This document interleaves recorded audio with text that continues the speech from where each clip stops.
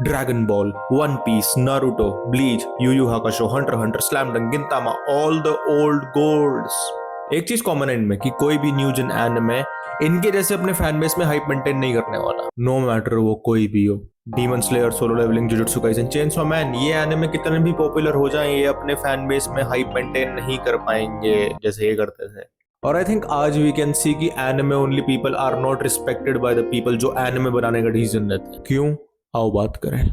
सबसे बड़ी चीज जिसकी वजह से मॉडर्न एनिमे अपने एनिमे ओनली फैन बेस में पुराने एनिमे की तरह हाइप नहीं बना सकते इज बिकॉज हर वीक नए एपिसोड नहीं आते। अब this kills a lot of hype for anime only fan base. ज्यादातर पुराने एनिमे बिना ब्रेक के हर हफ्ते नए एपिसोड देते थे, जिससे पहले अगर मुझे मान लो ड्रैगन बॉल की मांगा से कोई लेना देना नहीं रखना, तब भी I have consistent new content, consistently नई चीजें हैं मेरे पास कंज्यूम करने के लिए मेरे पसंदीदा स्टोरी की। भले ही मैं इन स्टोरीज को सिर्फ एनिमे फॉर्म में कंज्यूम करता हूँ, और anime at the time at least was much more accessible than manga, much more easily consumable than manga, और काफी सारे लोग प्रेफर इट ओवर मांगा। इसलिए as we all know anime एक स्टोरी को काफी बड़ी अमाउंट में नई ऑडियंस देता है, और वो ऑडियंस पहले अपने प्रेफर्ड तरीके से कंसिस्टेंटली नया कंटेंट कंज्यूम करती थी। एनिमे इटसेल्फ ही स्टोरी की हाइप मेंटेन कर पाता था।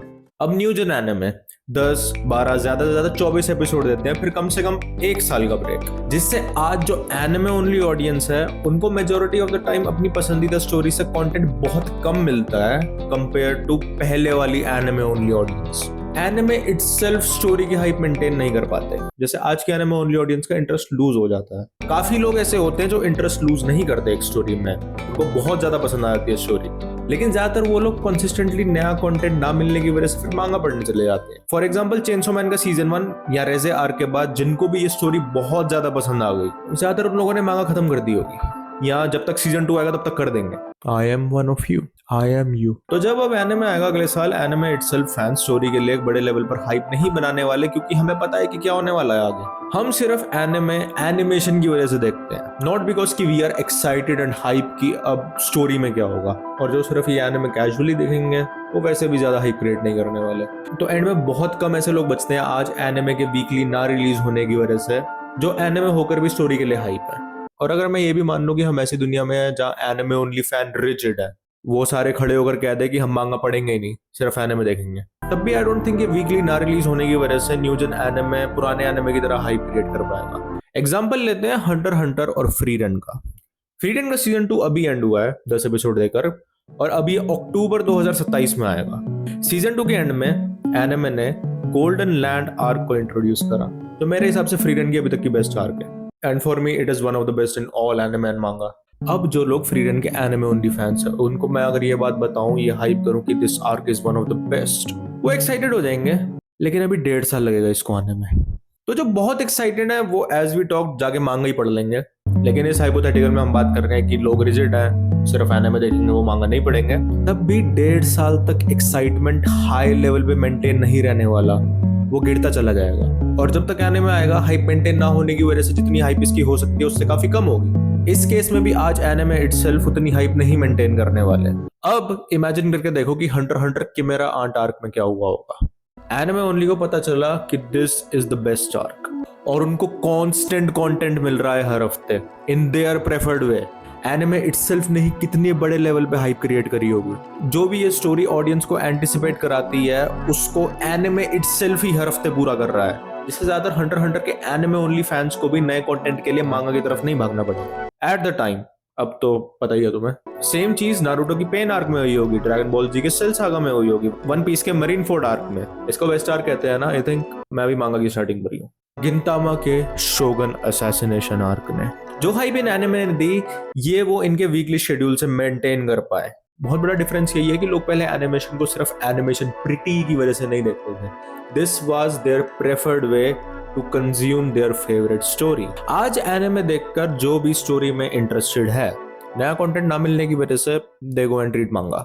जिस वजह से आज anime itself is not the main way for people to consume their favourite story. अब भले ही वो स्टील बॉल रन नहीं हो, एपिसोड 1 के बाद जो भी स्टोरी में ज्यादा इंटरेस्टेड है, जब तक एपिसोड 2 आएगा तब तक ही वो मांगा पढ़ के खत्म कर चुके होंगे, और स्टोरी के लिए वो इतना एक्साइटेड नहीं होंगे। We will just watch for pretty animation, story के लिए नहीं।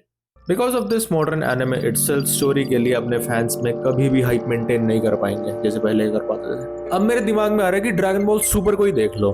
ये जो सारे लोग बोलते हैं कि this anime episode broke the internet, this moment broke the internet, dragon ball super ने सही में इंटरनेट के सर्वर डाउन कर दिए थे।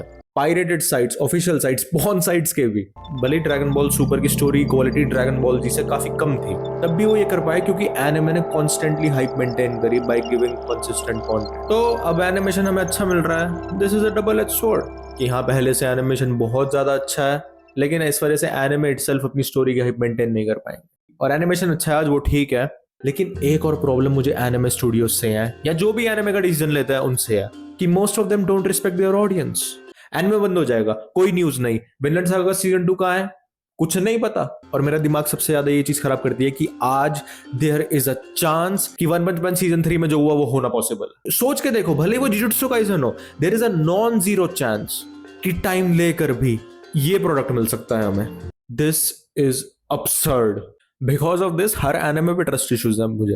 अच्छा एनिमेशन में जब भी देखता हूँ, बूम, दिमाग में हिट करता है कि आगे ये होना पॉसिबल है। लास्ट वीडियो में मैंने विच हट अटेलियर मांगा और उसके एनिमे को ग्लेज करा है, और उस एनिमे को देखते हुए भी I know there is a chance कि ये होना पॉसिबल है इसके साथ। आई ऑलवेज हैव एंग्जाइटी कि आगे क्या होगा एनिमेशन के साथ अच्छी चीजें देखकर। इट्स लाइक मान लो तुम 11th क्लास के लंच पीरियड में बास्केटबॉल खेल रहे हो और लैंड करते हो, तुम्हारा थोड़ा पैर फिसला और तुम्हारी पैंट फट गई, और तुम अपने बेस्ट फ्रेंड को बताओ ये चीज कि दोस्त मेरी पैंट फट गई है, प्लीज किसी को बताइए मत, हेल्प करते, because you really trust that guy. और वो बंदा जाके सबको बता दे और सब हंसे तुम पर। इस वजह से तुम आगे अपने दोस्तों पर, जो बहुत अच्छे लोग भी हैं, उन पर कभी पूरा ट्रस्ट ना कर पाओ, क्योंकि नाउ यू नो कि देयर इज अ पॉसिबिलिटी कि जब तुम्हारी पैंट फटेगी दे कैन बैकस्टैब यू। और इस वजह से तुम कभी क्लोज फ्रेंडशिप्स नहीं बना पाओगे, हमेशा लोनली फील करोगे और 37 साल के हो जाओगे और अपनी लोनलीनेस को थोड़ा दूर करने के लिए यूट्यूब पर एनिमे की बातें करोगे, because you have trust issues for life. That's how I feel knowing this is possible now. Most of the people जो एनिमे बनाने का डिसीजन लेते हैं, they don't respect the art और audience as well. और ये सब भी kills a lot of hype for anime itself. और हाँ, ये बास्केटबॉल डंक वाला एग्जांपल मेरे साथ नहीं हुआ था। This is not my story. ये मैंने काफी बार होते हुए देखी है अपनी लाइफ में। I have a lot of friends. और मैं 34 का हूँ, 36 का नहीं। लेकिन मुझे ये समझ नहीं आती कि लड़कियां क्यों हंसी मेरे ऊपर जब मेरी पैंट फटी। मेरे ऊपर नहीं, मेरे साथ तो नहीं हुआ, इन जनरल। एक बात ना ध्यान में रखना, लड़कियों को तुम्हारी फटी पैंट पे हंसना इज हिपोक्रिटिकल। लड़कियां स्कर्ट पहनती हैं, उसमें ऑलरेडी एक बड़ा छेद होता है। मेरी पैंट गलती से फटी तो उसमें छेद आया। You wear that by choice. तो अगली बार मेरे पर हंसने से पहले, मुझे पी फटी पैंट पठानिया बुलाने से पहले एक बार सोच लेना। मतलब मेरे ऊपर तो नहीं, इन जनरल। तो हमने बात करी कि आज के एनिमे पुराने एनिमे की तरह हाइप मेंटेन नहीं करने वाले, और ये चीज तुम वन पीस के एग्जांपल में भी देख सकते हो कि वो कांस्टेंट एपिसोड देता रहता है, तो एनिमे ओनली फैंस भी स्टोरी के लिए बहुत हाइप है। और ब्लैक क्लोवर में भी ये चीज हुई कि वो कांस्टेंट एपिसोड देता था और स्टोरी के फैंस एनिमे इटसेल्फ से ही सैटिस्फाइड थे। लेकिन आई नो सारे एनिमे स्टूडियोज टोई एनिमेशन और स्टूडियो पेरेंट जितने बड़े नहीं होते जिनके पास रोटेटिंग टीम्स हो while producing this level of animation. But again, even though we are getting good animation, news and anime itself कभी भी स्टोरी के लिए उनकी ऑडियंस में हाइप वैसे मेंटेन नहीं करने वाले जैसे पुराने कर पाते थे। Double edge sword, it is understandable, but थोड़ा फ्रस्ट्रेट भी करती है मुझे ये चीज, इसलिए वीडियो बना रहा हूं मैं। बाय द वे, इस वीडियो का आइडिया मुझे इससे बात करते हुए आया था मार्वलस क्रिएशन, तो धन्यवाद दोस्त। ये channel short anime edits content बनाता है, तो अगर तुम्हें ये पसंद है please check it out. Okay, ये थी मेरी वीडियो कि क्यों new gen anime hype maintain नहीं कर सकते जैसे इनके माँ बापू कर पाते थे। Making good animation is a double edge sword, और there is a big chance कि ये तलवार वो ऑडियंस पर ही चला दे। जैसे तुम्हारा दोस्त, बेस्ट फ्रेंड, मित्र, भाई तुम्हें धोखा दे सकता है। Because for what? Loves, attention. Video पसंद आ गई तो लाइक और शेयर, एक लाइक और काफी सारे शेयर, हाइप भी कर देना प्लीज। कमेंट्स में अपने विचार दो, वीडियो पसंद आई या मैं पसंद आया हूं तो सब्सक्राइब। वीडियो देखने के लिए धन्यवाद।